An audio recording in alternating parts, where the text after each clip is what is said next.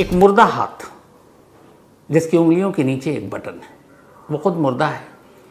उसका शहर, उसका देश, उसके तमाम सैनिक मारे जा चुके हैं, लेकिन वो मुर्दा हाथ भी अपने दुश्मन देश को उसी तरह मार सकता है। कैसे?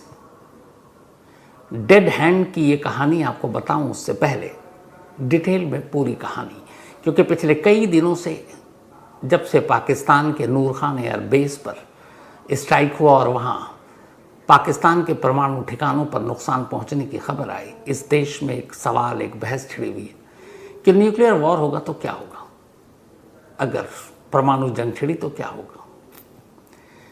हमारे इस वक्त जो दुनिया में यूनाइटेड नेशन के हिसाब से, संयुक्त राष्ट्र के हिसाब से दुनिया भर में कुल 193 कंट्री हैं, 193 देश। ये 193 इसलिए हैं क्योंकि ये सभी यूनाइटेड नेशन के मेंबर हैं, लेकिन 12 देश ऐसे हैं जो यूनाइटेड नेशन के मेंबर नहीं हैं। तो अगर उन 12 देशों को भी इन 193 में मिला दें तो पूरी दुनिया में 205 देश हैं, 205 कंट्रीज। अब इन 205 देशों में कुल 7 अरब इंसान रहते हैं, और ये जो 7 अरब इंसान रहते हैं, ये जो हमारी पूरी दुनिया है, ये 51 करोड़ वर्ग किलोमीटर, 51 करोड़ वर्ग किलोमीटर में ये दुनिया फैली हुई है। लेकिन इस 51 करोड़ वर्ग किलोमीटर में से 71% जो हिस्सा है इस दुनिया का, वो पानी है, समंदर है, यानी सिर्फ बाकी के 29% जो है वो धरती है। तो इस हिसाब से अगर हम देखें तो 36 करोड़ वर्ग किलोमीटर पानी में है, और बाकी के बचे 51 में से 15 करोड़ धरती है, और उस 15 करोड़ वर्ग किलोमीटर के दायरे में 7 अरब इंसान बसते हैं। ये तो हो गया लेखा जोखा इस दुनिया का। अब ये कहते हैं कि अगर न्यूक्लियर वॉर छिड़ी तो इस दुनिया का क्या होगा। ये पूरी दुनिया जो 51 करोड़ वर्ग किलोमीटर में फैली है, 7 अरब इंसान है, 205 देश है, इनका क्या होगा। कितने ऐसे न्यूक्लियर बम होंगे जो उनके खात्मे के, इनकी बर्बादी के लिए काफ़ी है। तो इसके ऊपर भी एक रिपोर्ट है। वो रिपोर्ट ये है कि जो पूरी दुनिया है और इस दुनिया में जितने इंसान हैं, इनको कितने बम मार सकती है। इस दुनिया को तबाह करने के लिए कितने न्यूक्लियर बम चाहिए, कैसे ये दुनिया तबाह होगी, कैसे 7 अरब इंसान मारे जाएंगे। लेकिन उससे पहले इस अंजाम तक पहुंचे ये कहानी आप समझें। ज़रूरी है ये जानना कि आखिर ये न्यूक्लियर बम नाम की आफत जिससे दुनिया को बार बार डराया जाता है, ये शुरुआत कहाँ से हुई, इसकी होड़ कैसे शुरू हुई, क्यों दुनिया इसी दुनिया के खात्मे के लिए इस तरह के बम बना रही है, अपने ही जैसे इंसानों को मारने के लिए बम बना रही है। तो असल में न्यूक्लियर बम बनाने की जो होड़ शुरू हुई वो सेकेंड वर्ल्ड वॉर के दौरान हुई। जब दूसरा विश्व युद्ध लड़ा जा रहा था, तब दुनिया का हर देश जंग के मैदान में तब्दील हो चुका था। लगभग लड़ाई के लिए जो हथियार थे सभी के पास एक जैसे थे, कुछ बेहतर कुछ कमतर। और उसी सेकेंड वर्ल्ड वॉर के दौरान कई देशों ने ये सोचा कि काश हमारे पास कुछ ऐसा हथियार हो जो बाकी देशों के पास ना हो, ताकि उन हथियारों के बल पर हम उन देशों को हराएं और दुनिया के सबसे शक्तिशाली देश बन जाए। सेकेंड वर्ल्ड वॉर में ये पहली बार सामने आई सोच। अब इस सोच पर दुनिया ने काम करना शुरू किया कि सबसे खतरनाक हथियार क्या होगा, कैसे बनाए। तब तक थोड़ा साइंस भी बहुत तरक्की कर चुका था, आज के मुकाबले तो नहीं, लेकिन उस वक्त के हिसाब से बहुत। तब उसी पर अलग अलग देश काम करने लगे कि सबसे जानलेवा हथियार कैसे बनाएं जो बाकी देशों पे हमको हुकूमत करने का मौका दे। अब जब इस पर कोशिश शुरू हुई तो बहुत देशों ने कोशिश की, लेकिन कामयाबी मिली। जो पहला देश था वो था अमेरिका। 1945 अमेरिका ने पहली बार न्यूक्लियर टेस्ट किया और वो एक न्यूक्लियर संपन्न देश बना। और इस टेस्ट के बाद उसने कहा कि इस बम की ताकत या बर्बादी या इसकी आफत क्या है, इसको परखते हैं। तो परखने के लिए इस न्यूक्लियर बम को बनाने के कुछ ही दिन बाद उसने जापान के हिरोशिमा और नागासाकी 2 शहरों पर 3 दिन के अंदर अंदर इस बम को गिराया। और इस बम की तबाही का आलम ये कि आज करीब 80 साल हो गए, आज भी इन 2 शहरों में इसका असर साफ देखा जा सकता है। तो 45 वो साल था जब पहली बार न्यूक्लियर बम पैदा हुआ और अमेरिका पहला देश था। अब जब अमेरिका ने न्यूक्लियर बम बनाया और नागासाकी हिरोशिमा की तबाही दुनिया को दिखाई तो अब दुनिया घबरा गई। लगा अमेरिका के पास है, हम लोगों के पास नहीं, कल को कोई और जंग हो, थर्ड वर्ल्ड वॉर हो तो क्या होगा, अमेरिका तो जीत जाएगा। तो अब हर देश ने कहा कि अगर अमेरिका बना सकता तो हम भी बनाएंगे। इसके बाद अब सारे देश फिर से लग गए। लेकिन दूसरा जो देश बना जिसने इसमें कामयाबी हासिल की अमेरिका के बाद, 1945 के बाद 4 साल तक काम चला और 4 साल के बाद 1949 में सोवियत संघ, आज के रूस, उसने, वो दूसरा देश था जिसने न्यूक्लियर टेस्ट किया कामयाबी के साथ, सक्सेसफुल, और उसने न्यूक्लियर बम बनाया। तो अमेरिका के बाद दूसरा देश जो बना न्यूक्लियर पावर, वो रूस था। अब रूस के बाद फिर होड़ मचनी शुरू हुई। अमेरिका और रूस, दो अब देश, इनके पास बम, न्यूक्लियर, बाकी देश काम पे लगे हुए थे। तभी अचानक रूस के 3 साल के बाद 1952 में खबर आई कि ब्रिटेन ने भी न्यूक्लियर टेस्ट कर लिया। अब ब्रिटेन के पास भी न्यूक्लियर बम, और इस तरीके से ब्रिटेन न्यूक्लियर पावर बनने वाला दुनिया का तीसरा देश बना। अब ब्रिटेन में बम बना लिया था, करीब 8 साल बीते। 8 साल के बाद 1960 में अब फ्रांस ने अचानक एक दिन टेस्ट किया और पता चला कि सक्सेसफुल टेस्ट था न्यूक्लियर का। और इस तरीके से अब अमेरिका, रूस और ब्रिटेन के बाद फ्रांस चौथा देश बना जिसने न्यूक्लियर बम बनाया। बाकी देशों की कोशिश अब भी जारी थी, सब लगे हुए थे, होड़ मचा हुआ था। अब इन सारे देशों ने जब बना लिया तो उस वक्त भी चीन एक ताकतवर देश था।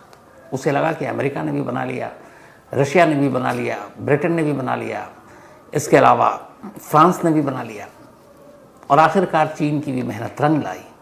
और फिर चीन ने एक दिन न्यूक्लियर टेस्ट किया, और इस न्यूक्लियर टेस्ट 1964 यानी कि फ्रांस के 4 साल के बाद 64 में चीन भी एक न्यूक्लियर पावर कंट्री बन गया। और इस तरीके से चीन 5वां देश था जो न्यूक्लियर पावर कंट्री था। अब चीन के बाद अब भी होड़ मची हुई थी। इसी दौरान में खबर आई इजराइल की, जबकि एक नया देश था, 48 में आज़ाद हुआ, हम 47 में हुए थे। तो पता चला कि उस वक्त सुगबुगाहट आई थी कि 1967 में ही इजराइल ने न्यूक्लियर टेस्ट कर लिया और इजराइल एक न्यूक्लियर संपन्न देश बन गया। लेकिन इजराइल ने कभी इसका खुलासा नहीं किया कि हमने न्यूक्लियर टेस्ट किया, हमने न्यूक्लियर बॉम्ब बना लिया, जबकि वो 67 में बना चुका था। ऑफिशियली इसका जो पता चला दुनिया को, मतलब जिस पे मोहर लगी, 1986 में लगी कि इजराइल भी एक न्यूक्लियर पावर कंट्री है। और इस तरीके से इजराइल इस दुनिया का 6ठा देश बना जिसके पास न्यूक्लियर बम थे। अब इन सारे देशों ने बना लिया, इधर चीन ने बना लिया, पाकिस्तान हमारा पड़ोसी, वैसे ही उसको लेके हमें हमेशा खतरा रहता है, क्योंकि जब तक वो परेशान करता रहता है। 71 का वॉर हुआ, पाकिस्तान के 2 टुकड़े हुए। अब इंडिया को लगा था कि पाकिस्तान भी तिल मिलाएगा, कुछ करेगा। तो आखिरकार इंडिया ने भी अब सीरियसली न्यूक्लियर बम बनाने की कोशिश शुरू कर दी, और ये कोशिश चलती रही। और आखिरकार 1974 में ऑपरेशन स्माइलिंग बुद्धा के तहत एक रोज़ अचानक इंडिया ने भी न्यूक्लियर टेस्ट किया, और इस तरीके से इंडिया दुनिया का 7वां देश बना जो न्यूक्लियर पावर था, जिसके पास न्यूक्लियर बम थे। 7वां कंट्री इंडिया था। सबसे दिलचस्प इन सारे न्यूक्लियर वेपन कंट्री में एक कंट्री है जो गिनती में 8वां था, अब गिनती में कहीं नहीं है। ये वो देश है जिसने न्यूक्लियर टेस्ट किया कामयाबी से, न्यूक्लियर बॉम्ब बनाया, और फिर एक दिन सोचा कि नहीं, ये दुनिया के लिए ठीक नहीं है, ये बर्बादी है, ये तबाही है, इसलिए हम इस न्यूक्लियर बम की होड़ में नहीं रहेंगे। उसने बम बनाया, टेस्ट किया, और फिर एक रोज़ खुद ही उसने सारे न्यूक्लियर बमों को डिसमेंटल कर दिया, बर्बाद कर दिया, और कहा हम आज के बाद कभी न्यूक्लियर बम नहीं बनाएंगे, हम न्यूक्लियर होड़ की तरफ नहीं जाएंगे। और ये दुनिया का इकलौता देश था जो बम बनाने वाला 8वां देश था। उसका नाम है साउथ अफ्रीका। साउथ अफ्रीका ने इंडिया के बाद टेस्ट किया, कामयाबी के साथ बॉम्ब भी बना लिया 1977 में। इंडिया ने बनाया था 74 में, लेकिन फिर उसे ख्याल आया कि नहीं, ये ठीक नहीं है, और साउथ अफ्रीका ने अपने सारे न्यूक्लियर बम को बर्बाद किए, और उसने तय किया कि अब वो दोबारा कभी नहीं बनाएगा। और आज भी साउथ अफ्रीका अपने इस स्टैंड पर कायम है। तो गिनती के हिसाब से न्यूक्लियर बम बनाने वाला साउथ अफ्रीका 8वां कंट्री था, लेकिन उसने इससे अलग कर लिया खुद को, इसलिए अब गिनती में नहीं है। साउथ अफ्रीका के बाद जो 9वां कंट्री था जिसने परमाणु बम बनाया वो था पाकिस्तान। जब इंडिया ने 1974 में टेस्ट कर लिया, तब जुल्फ़िकार अली भुट्टो ने कहा था कि हम 1000 साल तक घास की रोटी खाएंगे लेकिन बम ज़रूर बनाएंगे ताकि इंडिया के बराबर खड़े हो सकें। और हालांकि उन्हें 24 साल लगे। 74 से उन्होंने शुरू किया, 98 में उन्होंने टेस्ट किया और 1998 में पाकिस्तान मई के महीने में, यही मई का महीना जो भी चल रहा है, इस दुनिया का 9वां देश बना जिसके पास परमाणु बम है। अब इस कड़ी में जो आखिरी और 10वां जो देश बना वो था नॉर्थ कोरिया। नॉर्थ कोरिया ने 2000 जो जितने भी देश हैं 2006 में 2006 में पहली बार न्यूक्लियर टेस्ट किया कामयाबी के साथ और न्यूक्लियर संपन्न देश बन गया। तो इस तरीके से गिनती में जो लास्ट न्यूक्लियर वेपन कंट्री है वो है नॉर्थ कोरिया और गिनती के हिसाब से ये 10 है, लेकिन चूंकि साउथ अफ्रीका हट गया इसलिए अब सिर्फ 9 देश हैं जिनके पास परमाणु बम है। तो ये रहे वो 9 देश। अब इन 9 देशों के पास कितने परमाणु बम हैं? तो बुलेटिन ऑफ एटॉमिक साइंटिस्ट की एक रिपोर्ट, अभी लेटेस्ट सबसे ताज़ा जो रिपोर्ट आई, उसके हिसाब से इन 9 देशों के पास जो बम है उनकी तादाद है 12,041, 12,041 न्यूक्लियर वॉर हेड है, यानी न्यूक्लियर बॉम्ब, न्यूक्लियर हथियार। और इन 12,041 न्यूक्लियर हेड में से सबसे ज़्यादा पहले नंबर पर जिसके पास सबसे ज़्यादा बॉम्ब है वो है रूस, रशिया, पुतिन का देश। इनके पास 5500 परमाणु बम है, 5500। नंबर 2 पे अमेरिका है जो सबसे पहला परमाणु देश था। अमेरिका के पास 5044 है, 5044 बम। तीसरा देश है जिसके पास सबसे ज़्यादा परमाणु बम है चीन, जिसके पास है 500। चौथा है फ्रांस 290, 290 बम। पांचवा है ब्रिटेन 225 बम, 225। छठा है भारत 172 वॉरहेड, 172 परमाणु बम। आठवां है पाकिस्तान, बल्कि 7वां, सॉरी, 170 बम है पाकिस्तान के पास। आठवां है इजराइल, इसके पास 90 परमाणु बम है और नॉर्थ कोरिया के पास 50। तो ये 9 कंट्री, रूस, अमेरिका, चीन, France, Britain, Bharat, Pakistan, Israel, north Korea, ये 9 कंट्री हैं और इन 9 कंट्री के पास इस वक्त 12,041 परमाणु बम हैं टोटल। अब जो शुरू में मैंने कहा था कि 7 अरब की ये दुनिया, 51,000 वर्ग किलोमीटर के दायरे में फैली ये दुनिया, न्यूक्लियर वॉर होगा तो ये दुनिया ख़त्म, सारे इंसान मारे जाएंगे, ये जो बार बार डराया जाता है, इसकी हकीकत और असलियत क्या है? तो जैसा कि आपको बताया मैंने कि 9 देशों के पास 12,041 न्यूक्लियर बम है। इस दुनिया में 7 अरब लोग हैं। अगर इन 7 अरब इंसानों की जान लेनी है न्यूक्लियर बम से, तो कहते हैं कि 30 से 40 टन वजनी, 30 to 40 kg टन के 500 न्यूक्लियर बम, यानी 500 न्यूक्लियर बम जिनका वजन 30 से 40 किलोग्राम टन हो, 7 अरब इंसान की जान लेने के लिए काफ़ी है। 500। और जबकि इस वक्त 9 देशों के पास टोटल बम कितने हैं?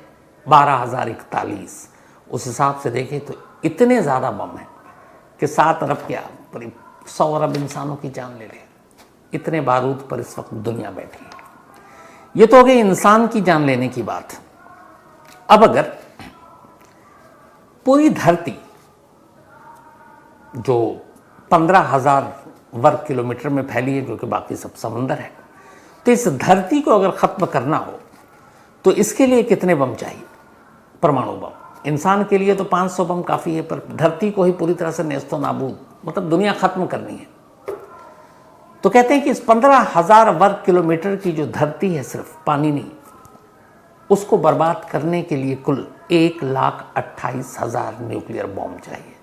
1,28,000 बम, यानी अभी धरती को मिटाने के लिए बम कम है, इंसानों को मारने के लिए ज़रूरत से ज़्यादा है, पर धरती को बर्बाद करने के लिए कम है, क्योंकि 12,041 टोटल बम है और धरती का नाश के लिए 1,28,000 बम चाहिए।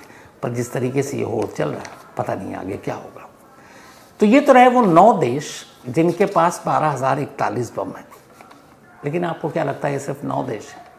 आज भी अभी भी इस वक्त दुनिया के कई ऐसे देश हैं जो न्यूक्लियर पावर बनने के लिए बेताब हैं और गुपचुप तरीके से काम कर रहे हैं।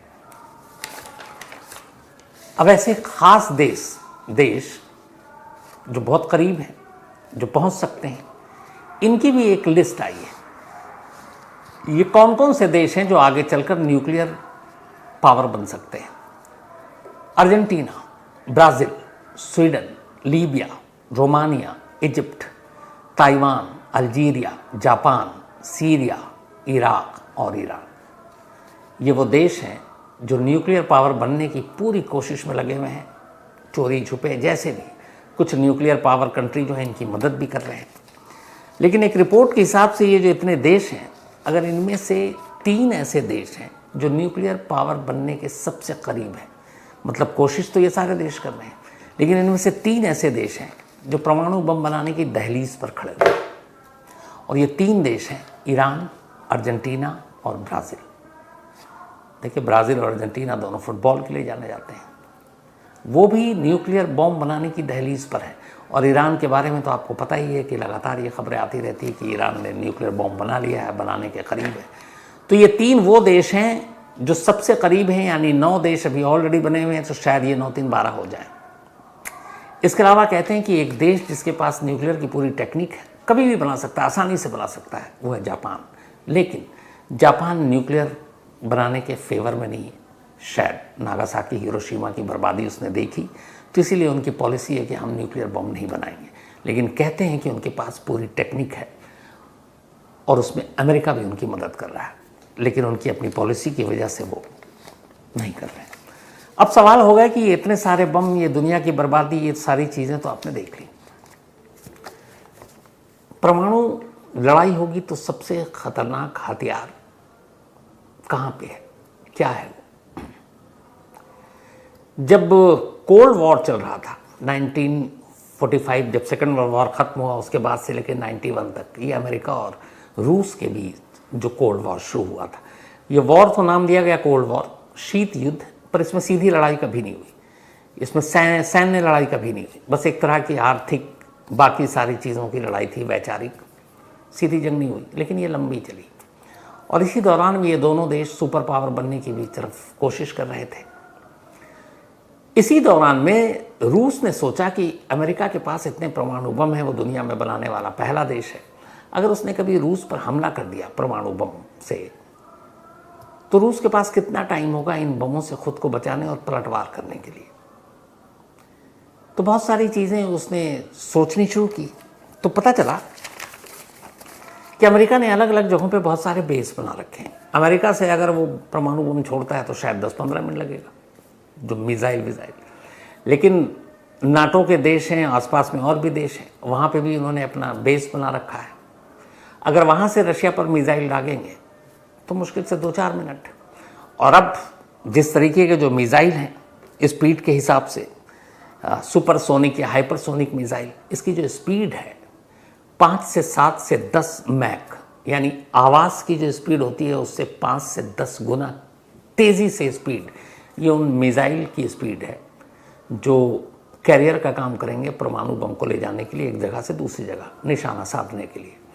तो जब आवाज़ की गति से 10 गुने मिसाइल की रफ्तार पर बैठकर परमाणु बम को कहीं भेजा जाए और वो गिरे, तो उस देश के पास संभलने और फिर कमांड देने या एक्शन लेने के लिए मुश्किल से, बहुत मुश्किल से 2 से 3 मिनट का वक्त होगा।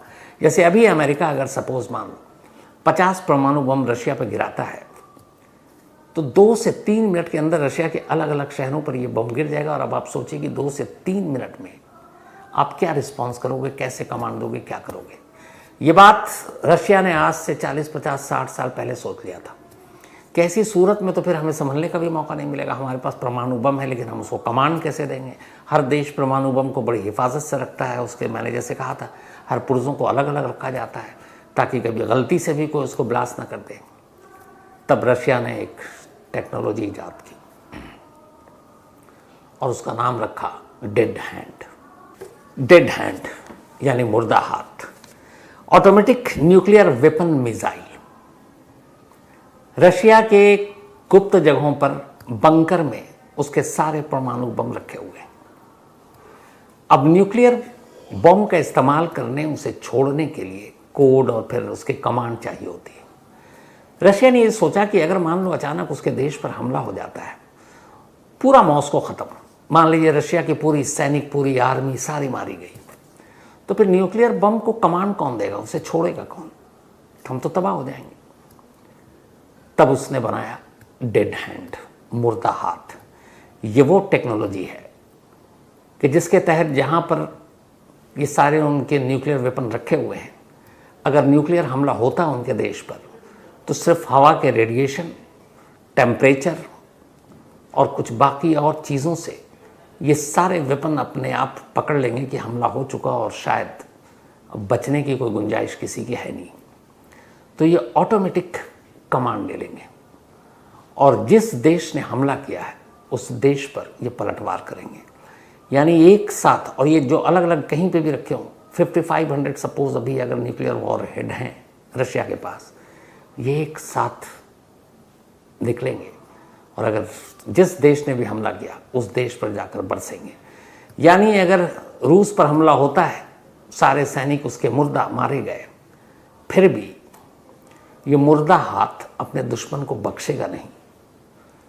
मौत के बाद भी वो दुश्मन से बदला लेगा। इसके लिए सिर्फ 3 लोगों की ज़रूरत पड़ेगी और प्लानिंग ये है कि 3 लोग सेना या आर्मी के बहुत बड़े कोई लोग नहीं होंगे, क्योंकि जंग की सूरत में तो वो सब भागे होंगे। ये 3 बड़े गुप्त लोग हैं और तीनों अलग हैं।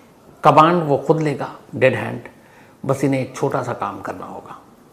और ये सारे जो 3 लोग होते हैं इनको हमेशा बंकर में रखा जाता है ताकि कोई परमाणु हमला हो तो ये 3 लोग उस परमाणु हमले से भी महफूज रहें, सुरक्षित रहें और फिर उस सिचुएशन में वो काम करें कि बस उन्हें एक कोड देना है और ये सारे के सारे परमाणु बम उस देश पर जाकर गिरेंगे। यानी खुद मरेंगे, सामने वाले को भी मार डालेंगे। इसीलिए इसका नाम रखा है डेड हैंड। और अब कहते हैं कि अमेरिका से लेकर बाकी देश भी इसी automatic nuclear weapon missile dead hand के सारे फार्मूले और उसे हासिल करने की जी तोड़ कोशिश में है। क्योंकि जिस तेज़ी से अब कैरियर यानी कि न्यूक्लियर वेपन को ले जाने वाले जो मिसाइल हैं उसकी स्पीड बढ़ रही है, आने वाले वक्त में अगर कोई देश किसी के ऊपर मिसाइल से हमला, न्यूक्लियर से हमला करता है, मुश्किल से 1, 2, 3 मिनट, इससे ज़्यादा उसके पास वक्त होगा नहीं और इन 1, 2, 3 मिनट में आप कुछ कर नहीं पाओगे। इसीलिए एक ऐसी टेक्नोलॉजी होनी चाहिए कि आप कुछ ना करो, वो खुद कर ले, मुर्दा हाथ। तो ये थी आज की कहानी। पता नहीं इस न्यूक्लियर वॉर में ये दुनिया, खूबसूरत दुनिया को लोग क्यों बदसूरत बनाने पर तुले हुए। दुआ यही है कि ऐसा कभी कुछ ना हो, सभी खुश रहें, अच्छे रहें। तो इन्हीं दुआओं के साथ कहानी में आज इतना ही। पुतिन को लेके ये कहानी है। पुतिन की कहानी यह है कि पुतिन ने कहा कि एक बार उनके पास एक कमरे में एक चूहा दिखा और वो चूहा जो है काफ़ी उछल कूद कर रहा था। थोड़ी देर के बाद उन्होंने उस चूहे को उस कमरे से निकाल दिया, लेकिन फिर देखते हैं कुछ देर के बाद वो चूहा वापस आ गया और कहीं से ज़्यादा पहले से खतरनाक है और उनके ऊपर हमला कर रहा है। अब ये कहीं कहानी बताई थी पुतिन ने, क्योंकि उसे डर था कि शायद उसके ऊपर कोई हमला करेगा और ये गुस्से में इसलिए वो पहले हमला कर रहा था। अब उस चीज़ को आज के इस कंटेक्स्ट में, आज के इस दौर में क्यों याद किया जा रहा है, वो ये कि पुतिन का बार बार 2-3 बयान है जो पूरी दुनिया में लोग जानते हैं। एक, इस चूहे की कहानी कि हमला कर दिया तो इसका मतलब इशारा ये है कि सामने वाला करे उससे पहले मैं करूँगा। दूसरा, पुतिन का एक बहुत बड़ा कोट है जो उन्होंने कहा था जब वो सेंट पीटर्सबर्ग में पढ़ाई कर रहे थे और बॉक्सिंग भी कर रहे थे, तो उन्होंने कहा था कि अगर लड़ाई होती है तो इंतज़ार मत करो कि सामने वाला तुम्हें पहला मुक्का मारेगा, पहला मुक्का तुम खुद मारो। इन चीज़ों को देखकर ये कहा जा रहा है कि अगर न्यूक्लियर वॉर शुरू होती है तो पुतिन इंतज़ार नहीं करेंगे और शायद पहला न्यूक्लियर वही ट्राई कर ले। इस बात को लेकर दुनिया घबराई हुई है। 2 विश्व युद्ध हमने देखा है, लेकिन अभी तक दुनिया ने सिर्फ 2 ही बार न्यूक्लियर बॉम्ब या एटम बॉम्ब या परमाणु बॉम्ब कहें आप, उसको देखा है और दोनों बार बदकिस्मती से जापान के सीने पे गिरा था, 2 शहरों पर, नागासाकी और हिरोशिमा। इसकी मैंने कहानी डिटेल में सुनाई है। लेकिन आज के दौर की अगर बात करें तो नागासाकी और हिरोशिमा पे जो बम गिराया था एटम बम अमेरिका ने, वो आज के दौर के न्यूक्लियर बम के मुकाबले फुलझड़ी थी, मतलब कुछ भी नहीं। आज उससे 3-3 हज़ार गुना ज़्यादा ताकतवर बम बनाकर लोगों ने रखा है। पूरी दुनिया में कितने बम, क्या कैसी सूरत होगी, दुनिया कैसी होगी, इस सारी कहानी पूरे फैक्ट्स डेटा के साथ आज आपके सामने। हम लोगों को ये जानना और समझना चाहिए कि हम किस दुनिया में बैठे हुए हैं। एक एक्सपर्ट्स हैं जिन्होंने 2013 में एक स्टडी किया था, और उस स्टडी के बाद उन्होंने ये कहा था कि अगर इस दुनिया में परमाणु युद्ध होता है, और ये एक संगठन है, बल्कि 2013 में फिजिक्स के वैज्ञानिकों के एक इंटरनेशनल ऑर्गेनाइजेशन ने ये रिपोर्ट दी है, जिस रिपोर्ट के हवाले से आज मैं आपको पूरी कहानी बता रहा हूँ।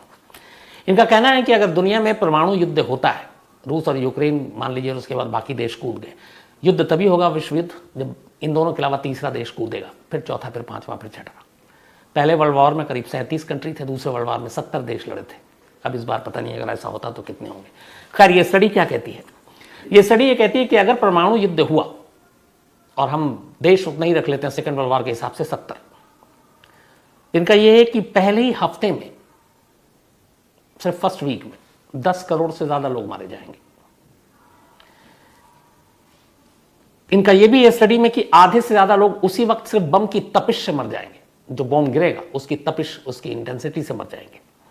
जो बाकी बचेंगे वो रेडिएशन से मारे जाएंगे। दुनिया की आधी ओजोन परत बर्बाद हो जाएगी। अब ओजोन परत बर्बाद हो जाएगी तो इसका क्या मतलब हुआ? इसका मतलब ये हुआ कि फिर मौसम आपके लिए सिर्फ किताबी चीजें होंगी। ये जो सर्दी, गर्मी, बरसात, ये सिर्फ किताबों में ही सुनने को मिलेंगे। पूरी जो मौसम है वो खत्म हो जाएगी। ठंड, गर्मी, ये जो सारी चीजें बता रही, अगर ओजोन परत खत्म तो मौसम खत्म। वनस्पतियों और पेड़ पौधों के निशान तक मिट जाएंगे। चेरनोबिल में जब लीक हुआ था तो आपको याद, आसपास के सारे पेड़ तक जल गए थे, उनके ऊपर बरसों तक पत्ते नहीं उगे। आधी दुनिया के करीब 2 से 3 अरब लोग भूख से मर जाएंगे। परमाणु सर्दी से दुनिया तबाह हो जाएगी। रूस के आसपास काफी वो अंटार्कटिक और बाकी सारी चीजें हैं बर्फ के, इसकी तपिश से, इसकी गर्मी से वो बर्फ के पहाड़ और वो सारी चीजें पिघलनी शुरू होंगी और कई देश समंदर में डूब जाएंगे। परमाणु युद्ध की ये खौफनाक तस्वीरें हैं जो बताई जा रही हैं। रेडिएशन का असर इतना होगा कि लोग तड़पेंगे और फिर अलग अलग और बीमारियों से भी उनकी मौतें होंगी।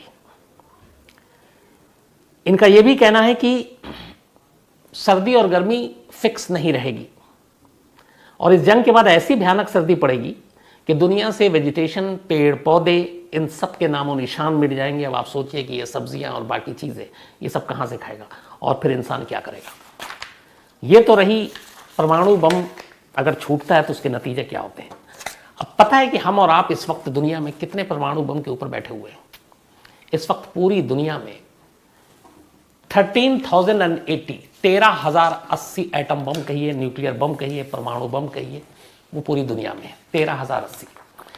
इन 13,080 13,080 न्यूक्लियर बॉम्ब में से सबसे ज्यादा 6,257 6257 एटम बॉम्ब, न्यूक्लियर बॉम्ब रूस के पास है, जिस रूस की वजह से वर्ल्ड वॉर का खतरा बढ़ रहा है। नंबर 2 पे है United states of America. America के पास 5,550 बॉम्ब है, यानी लगभग 700-800 बॉम्ब ज्यादा है रूस के पास। चाइना है नंबर 3 पे, चाइना के पास 350 बॉम्ब है, सिर्फ 350। फ्रांस के पास है 290 न्यूक्लियर बॉम्ब। यूनाइटेड किंगडम यानी इंग्लैंड के पास है 225 न्यूक्लियर बॉम्ब। पाकिस्तान के पास है 165 165 बम। इंडिया के पास है 156 156 बम। इजराइल के पास है 90 बम। इसके अलावा नॉर्थ कोरिया के पास है 50 बम। तो कुल मिलाकर ये सारे बॉम्ब को अगर काउंट करें, और यही वो देश हैं जो न्यूक्लियर पावर है, 13,080 न्यूक्लियर बम इस वक्त पूरी दुनिया के पास है। हालांकि कहते हैं कि जब कोल्ड वॉर हो रहा था, 1986 की बात बता रहे हैं हम, तो कोल्ड वॉर के वक्त ये जो अभी 13,080 बम है, इससे कहीं ज्यादा एटम बॉम्ब हुआ करते थे। सिर्फ रूस के पास उस वक्त कहते हैं कि 40,000 न्यूक्लियर बॉम्ब थे और अमेरिका के पास 23,000 बॉम्ब। अभी रूस के पास 6,257 है, तो कहां 40,000 थे, अमेरिका के पास 23,000 थे। और 1986 में कुल जो न्यूक्लियर बॉम्ब थे 1986 में कोल्ड वॉर के दौरान 70,300 70,300 न्यूक्लियर बॉम्ब थे, जो आज 13,080 बम है। आप कहेंगे कम कैसे हुए? तो उसके बाद बहुत सारे न्यूक्लियर को लेकर दुनिया भर के देशों में समझौता हुआ, बहुत सारे बमों को बर्बाद करने की बात की गई, बहुत सारे बम को निष्क्रिय किया गया, और इस वजह से कहाँ 70,000 से अब 13,000 पर आ गए। लेकिन 13,000 पे आने की खुश होने की बात नहीं है, क्योंकि ये 13,000 इस दुनिया को ख़त्म करने के लिए, इस दुनिया का नामो निशान मिटाने के लिए सिर्फ ये 13,000 परमाणु बम काफ़ी हैं। फिर ये दुनिया के नक्शे पे क्या, जब नक्शा ही नहीं होगा तो दुनिया क्या होगी? तो ये सारे 13,080 बम इस वक्त दुनिया के पास हैं। जो हिरोशिमा और नागासाकी पे बॉम्ब गिरे थे उससे 3,000 ज़्यादा पावरफुल ये बॉम्ब है। 1961 में जो अब तक का कहते हैं सबसे पावरफुल बम, जो न्यूक्लियर बम कौन है, उसका नाम है जार। रूस का राजा हुआ करता था जार, आपको पता होगा, उसी के नाम पर है। जार मतलब शहंशाह भी होता है। तो 1961 में इस जार बॉम्ब को टेस्ट किया गया था। जमीन से ऊपर करीब 4 किलोमीटर फटा था ये बॉम्ब, और कहते हैं कि जमीन से 60 किलोमीटर ऊपर तक आग का एक बवंडर उठा था। रोशनी ऐसी थी कि 1000 किलोमीटर दूर तक लोगों ने देखी थी। दिल्ली से मुंबई करीब 1400 किलोमीटर है, तो आप मान लीजिए कितनी दूरी होगी। 1000 किलोमीटर दूर तक इस टेस्टिंग बॉम्ब की रोशनी दिखाई दी थी। 55 किलोमीटर तक, 55 किलोमीटर तक इस टेस्ट बॉम्ब के न्यूक्लियर टेस्ट के दौरान 55 किलोमीटर के रेडियस में उस जमीन पर जो भी चीज थी जलकर खाक हो गई। 55 किलोमीटर, 55 किलोमीटर किसी अच्छे खासे छोटे मोटे शहर का पूरा इलाका होता है, मतलब एक शहर खत्म। 160 जब ये टेस्ट हुआ तो 160 किलोमीटर दूर के घरों तक के खिड़की जो थे और दरवाजे और कांच के, वो सारे टूट गए थे। 160 किलोमीटर दूर तक के। 100 किलोमीटर के दायरे में जो लोग बच गए, बाद में वो रेडिएशन के चपेट में आ गए थे। इसके बाद 1963 में अमेरिका और रूस ने यह फैसला किया कि वो अब कभी जमीन के ऊपर न्यूक्लियर टेस्ट नहीं करेगा। ये जमीन के ऊपर की मैं बात कर रहा हूं 61 की। इसके बाद अब जमीन के बहुत नीचे जाकर न्यूक्लियर टेस्ट होता है, जैसे अपने यहां पोखरण में हुआ था। अमेरिका ने 1952 में ईवी माइक नाम के एक बम का, न्यूक्लियर बम का टेस्ट किया था, और यह हिरोशिमा पर गिराए गए बम से 1000 गुना ज्यादा पावरफुल था। तो यह उस वक्त बॉम्ब की हालत थी इनकी। अब इस पूरे मामले में 13,080 बम है। अब एक सिनेरियो ये बन रहा है कि अगर मान लीजिए जंग होती है तो फर्स्ट वर्ल्ड वॉर में और सेकेंड वर्ल्ड वॉर में आपको पता है कैसे दुनिया दो हिस्सों में बढ़ गई थी, अलग अलग देश के लिए लड़ रहे थे। हालांकि उस वक्त अमेरिका और रूस एक तरफ थे क्योंकि जर्मन में हिटलर से लड़ना था, लेकिन अभी सिनेरियो अलग है। अगर विश्व युद्ध होता है तो इस वक्त अमेरिका और रूस आमने सामने होंगे, क्योंकि नेटो को अमेरिका लीड कर रहा है। तो फिर अमेरिका के साथ कौन कौन से देश होंगे और रूस के साथ कौन कौन से देश होंगे, ये भी अपने आप में इंटरेस्टिंग है। तो अमेरिका के जो साथ होंगे वो नेटो के देश तो होंगे ही होंगे, और पूरा यूरोप होगा, क्योंकि यूरोप के साथ ही ये सारी लड़ाई चल रही है। तो पूरा यूरोप, अमेरिका, और एक तरह से इजराइल को भी आप ले लें, ये अमेरिका के साथ हो गए। रूस के साथ कौन होगा? तो अभी तक खुलकर चीन आया। रूस और हमारे भारत के बीच में दोस्ती है, लेकिन और उधर चीन के साथ पाकिस्तान की दोस्ती है। अब चीन चला जाएगा रूस के साथ तो पाकिस्तान को जाना पड़ेगा। अगर हम दोस्त के नाते देखें तो हमें भी रूस की तरफ जाना चाहिए, अमेरिका की तरफ नहीं। लेकिन इंडिया और पाकिस्तान का अभी तक इस जंग में क्या रोल है और क्या सोचा है, ये क्लियर स्टैंड नहीं है। तभी इन दोनों देशों को अलग रखते हैं। तो एक तरफ अमेरिका होगा, दूसरी तरफ यूरोप के देश होंगे, नेटो के देश होंगे, ब्रिटेन होगा, दूसरी तरफ रूस होगा, और फिर चीन होगा। अब अगर ये सारी लामबंद हुई और बाद में जब धीरे धीरे और भी देश इसके साथ जुड़ते जाएंगे, तो अब उस हिसाब से अगर हम जोड़ते हैं तो अमेरिकी खेमे में जो अमेरिका के दोस्त मुल्क हैं और जो परमाणु संपन्न है, न्यूक्लियर पावर है इनके पास, वो कौन कौन से और कितने बॉम्ब होंगे उनके पास। तो अमेरिका के पास, जैसे मैंने आपको बताया, 5550 बॉम्ब है। फ्रांस के पास 290, इंग्लैंड के पास 225, इजराइल के पास 90। कुल मिला दें तो ये 6155 6155 परमाणु बम अमेरिकी खेमे के पास होंगे। बहुत सारे ऐसे भी देश हैं जो उनके पास परमाणु बम नहीं है, लेकिन वो मिलेंगे। दूसरी तरफ अब रूस और चीन की हम सिर्फ बात कर लें तो चीन के पास 350 है, लेकिन रूस के पास 6257 6257 बम है। यानी इन दोनों के पास मिलाकर हुए 6607। तो एक तरफ 6155 6155 अमेरिका और उसके दोस्त के पास, 6607 चीन और रूस के पास। तो लगभग बराबरी का मुकाबला, थोड़ा बहुत ऊपर नीचे है। अब जब एक कोई बम गिराएगा तो दूसरा गिराएगा, दूसरा गिराएगा तो तीसरा गिराएगा, आखिर तक का तो ये भी पता नहीं है कि ये बम गिराने के लिए लोग भी बचेंगे कि नहीं बचेंगे। अब बॉम्ब तो आ गया आपके पास, लेकिन बॉम्ब को गिराना है और कहाँ कहाँ तक कौन कौन से देश बच सकते हैं। तो जब भी परमाणु बम बनता है, तो मैंने उस दिन भी आपको बताया था कि इसका कैरियर ज़रूरी होता है। परमाणु बम को 3 तरीके से आप गिरा सकते हैं किसी देश पर। एक हवा के रास्ते लड़ाकू विमान फाइटर प्लेन से, दूसरा ज़मीन से आप मिसाइल के ज़रिए, और तीसरा समंदर के रास्ते पनडुब्बियों से। तब छोड़ेंगे तो कितनी दूर तक, कहाँ तक आपका गिरेगा? अगर रूस अगर मिसाइल दागता है तो क्या वो अमेरिका के शहर को निशाना बना सकता है, और क्या अमेरिका रूस के शहर को बना सकता है? बिल्कुल। जितने भी देश हैं इन सब के अगर आप वो देखें कि इनकी पहुंच कहाँ तक है, अमेरिका के पास 13,000 किलोमीटर तक न्यूक्लियर बॉम्ब गिराने के साधन है। 13,000 किलोमीटर तक मार करने वाली मिसाइलें। फ्रांस के पास 10,000 किलोमीटर तक, इंग्लैंड के पास 12,000 किलोमीटर तक मार करने वाली मिसाइल है, इजराइल के पास अराउंड 12,000 किलोमीटर तक मार करने वाली मिसाइल है, चीन के पास भी 14,000 किलोमीटर तक मार करने वाली मिसाइल है, लेकिन सबसे ज़्यादा दूरी तक मार करने वाली मिसाइल रूस के पास है, 15,000 किलोमीटर। इंडिया और पाकिस्तान के पास भी लगभग 12-13,000 तक मार करने वाली मिसाइल है। अब ये इस हिसाब किताब का मतलब क्या हुआ? इस हिसाब किताब का मतलब ये हुआ कि जितने भी देश हैं जिनके पास एटम बॉम्ब है, दुनिया का कोई भी मुल्क, उस मुल्क का कोई भी शहर इनकी मिसाइल से की पहुंच से दूर नहीं है। मतलब रूस चाहे तो फिर वो वाशिंगटन डीसी से लेकर, न्यूयॉर्क से लेकर, एलए से लेकर, टेक्सास से लेकर जो भी बड़े शहर हैं वहाँ पे न्यूक्लियर बॉम्ब गिरा सकता है। उसी तरह अमेरिका चाहे तो सेंट पीटर्सबर्ग से लेकर रूस के जितने भी बड़े शहर हैं वहाँ बम गिरा सकता है। उसी तरीके से चीन निशाना बना सकता है, उसी तरह से इंग्लैंड, फ्रांस, जर्मनी, उसी तरीके से इंडिया, पाकिस्तान। तो ख़तरा ये है कि हर मुल्क, हर देश का शहर, उसकी राजधानी न्यूक्लियर बॉम्ब के निशाने पर है।